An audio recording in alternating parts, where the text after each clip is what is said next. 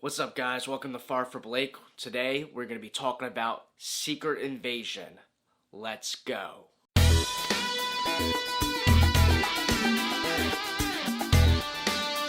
I want to give any spoilers ahead warning right now. I'm probably not going to go super crazy into spoilers, but if you haven't watched the series, there's no point in watching this. Watch the series, come back later if you're lucky enough to care to come find my channel again. So yeah, final warning, some spoilers ahead. Watch the show, finish the show, whatever, and then come back. I'm just gonna give a quick brush on the entire show as a whole, and then kind of pretty much just skip to the finale because that's why we're probably here now because we just finished the show. It was good, you know. I like the introduction to the Skrulls and all that stuff in the world. I'm really interested to see where that plays into the factor of everything moving forward. I think it's really cool when you think about it that the Skrulls were apparently amongst us the entire time in the MCU from the very beginning. We kind of learned that a little bit in, Miss Marvel, but it's crazy, like through the Avengers and Guardians of the Galaxy. Well, they're in space, but you know what I mean. Civil War, Iron Man, all that stuff. That there were Skrulls the entire single time. It's crazy. It's crazy when you think about that. So I like the introduction to the Skrulls. I'm curious to see where they go moving forward. We have a good amount of payoff in the show. The problem with a lot of the MCU shows isn't just the humor. In a lot of them, it's the fact that they're only 6 episodes. But I felt like 6 episodes, they did about as good as you can do at kept keeping a consistent pace all the way to the finale. In the finale, obviously, things got exaggerated a little bit with, like, skipping ahead with all this superpower stuff, because in the first 5 episodes there was basically no powers other than the Skrulls can shapeshift. And then we kind of just get, again, spoilers, basically people getting Miss Marvel type powers, and even more so having the abilities to have mantises putting people to sleep and stuff like that. I'm looking forward to where Gaia plays into the future. Obviously, she gets very powerful by the end of it. Is she going to be a factor in future Avengers movies or, different projects like the Marvels, the next Captain America movie, we'll say. I do want to see her role. I want to see Nick Fury's role in things because he looks like he's setting up to do big things now to, I don't know, continue fighting in this war against Skrulls. I don't know if there's going to be a second season of the show or it's just going to play into movies, but regardless, I'm curious to see how more of this stuff gets paid off. So in a 6 episode series, that's more than I could say with a lot of the shows, where a lot of the shows, like, I watch it, I'm like, all right, I watched it, I liked it, or I didn't like it, and, it is what it is. I don't really care to say anything more. I felt like this show, not only does it give you somewhat of a decent payoff, like for this show, but it leaves you kind of hanging in a way where you are kind of curious to say, like, okay, this could lead to something bigger down the road. And that's something I think was lacking in some of the other shows that, maybe it did set up little things, but it's stuff that you really don't care about. I think, Nick Fury being a character that we've all known and loved for a long time, that obviously plays a factor.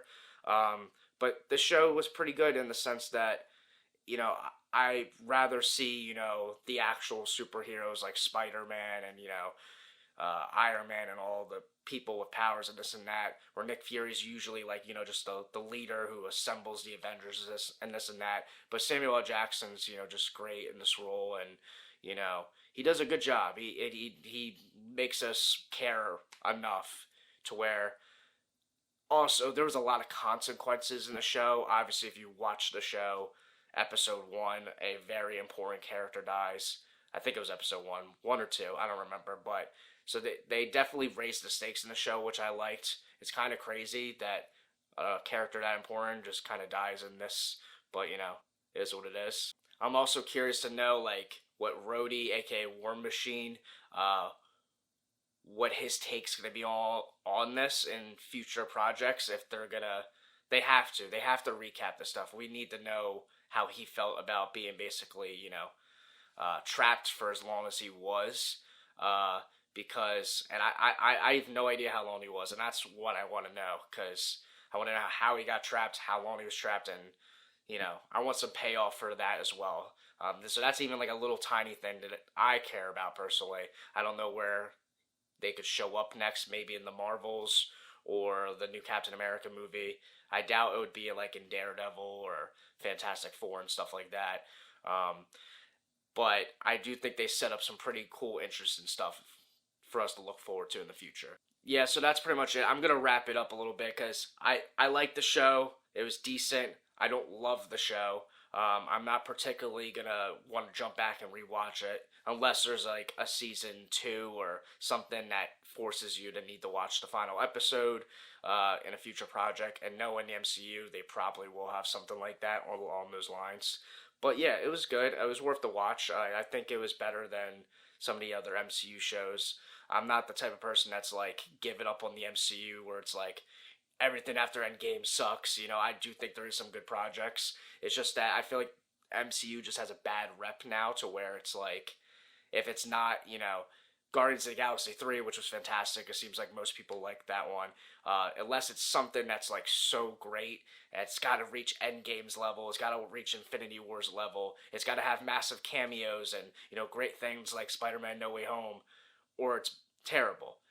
People don't want to watch just decent movies or just good enough. They want the best of the best, and I get it. The MCU did kind of set up a great reputation for a while, and I do think Phase 4 definitely was a little messy, but I'm hopeful for Phase 5. I'm optimistic. I think they're starting to set up the pieces together, and I think there is an actual narrative to where we're building to something in the future Avengers movies or whatever. So I'm not trying to throw the MCU in the gutter. I think the more that we do that, the better chance it will continue to suck. From my understanding as well, I'm pretty sure they are going to slow down with making the series and the movies and take their time with things. That I do agree with, that they were rushing way too much and throwing out too much content. So now if they do slow it down and focus on their projects a little more and put a little bit more heart in the future projects, then it should be okay. Hopefully that's what they do. Hopefully the future projects like Fantastic Four, obviously the Avenger movies, the next Spider-Man movie, whatever. Hopefully, they change the narrative of like, oh, MCU's going down the drain. We need to rebuild. I do think they should just continue with this story, and hopefully things start to clear up and it makes more sense. But yeah, that's pretty much it for now.